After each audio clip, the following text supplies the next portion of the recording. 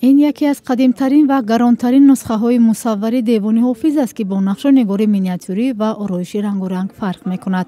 ادبیاتشناسان آن را نمونه برجسته همگرایی شعر و نقاشی عنوان کردند.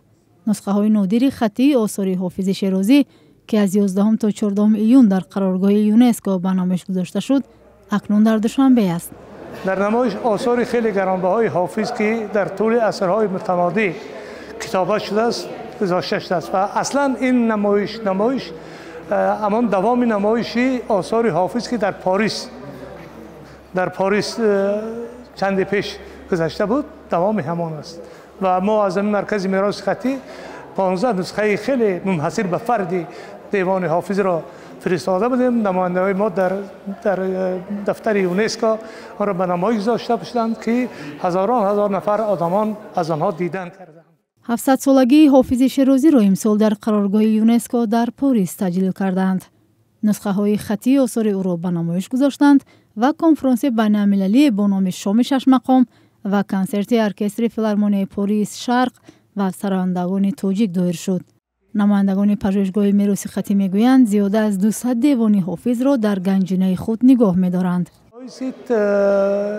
خوشی است که در مرکز ما دستخط‌های خیلی نادر حافظ هست. موجود دستخط‌های مصور حافظ است، دستخط‌های قدیم است و یک نسخه از همه قدیم‌تر در ما است که فقط 48 غزل حافظ کتابت شده است در این نسخه و امروز اون را مردم از نزدیک دیدن و همچنان دیگر در مجموع زیاده 200 دیوان حافظ در گنجینه دست‌نویس‌های ما محفوظ می باشد. این کتاب با سبب آسیب پذیر بودنش به نمایش یونسکو برده نشد.